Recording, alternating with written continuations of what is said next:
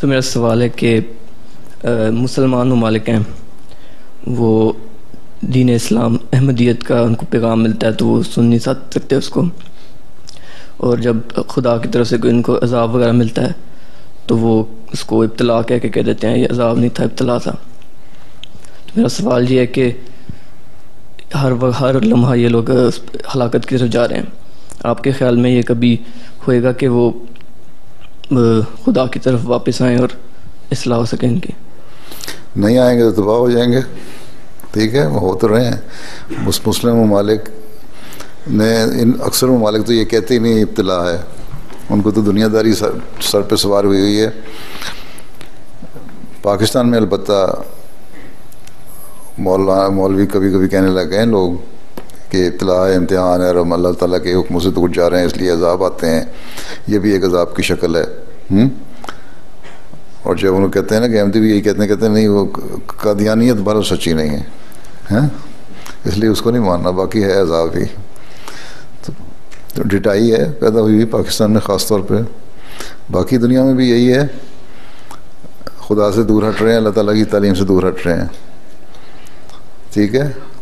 اللہ تعالیٰ کہتا ہے رحماؤ بینہم، تو آپس میں اس خون کے پیاسے ہوئے ہیں۔ اللہ تعالیٰ فرماتا ہے کہ ایک مسلمان کہ اگر تم قتل عمدن کرتے ہو تو تم جہنم میں جاؤ گے۔ یہ لوگ ایک دوسرے کو مار رہے ہیں، نہ رعایا حکومت کے ساتھ چل رہی ہے صحیح طرح جس طرح چلنا چاہیے، نہ حکومت رعایا کے خیال رکھ رہی ہے۔ تو یہ تباہ تو ہو رہے ہیں، لاکھوں آدمی مر رہے ہیں۔ اب کیا فخر ہے اس پہ؟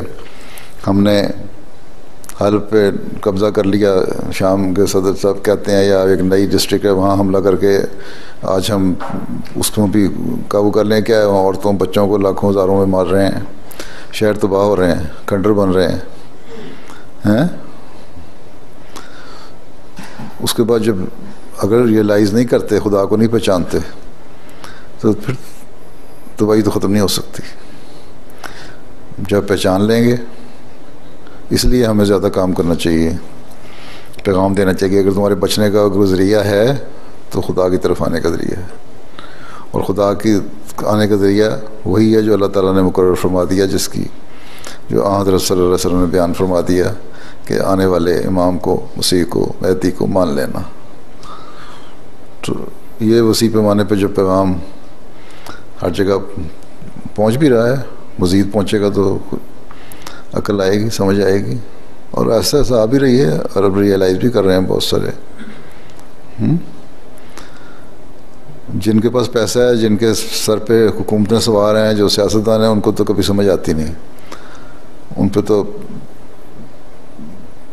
پیسے اور شہرت اور تکبر اور بڑائی کا بھوت سوار ہے۔ ہم عموماً مانا کرتے ہیں عوام الناس، اور ان میں سے آہستہ آہستہ لوگ کو سمجھ آ رہی ہے۔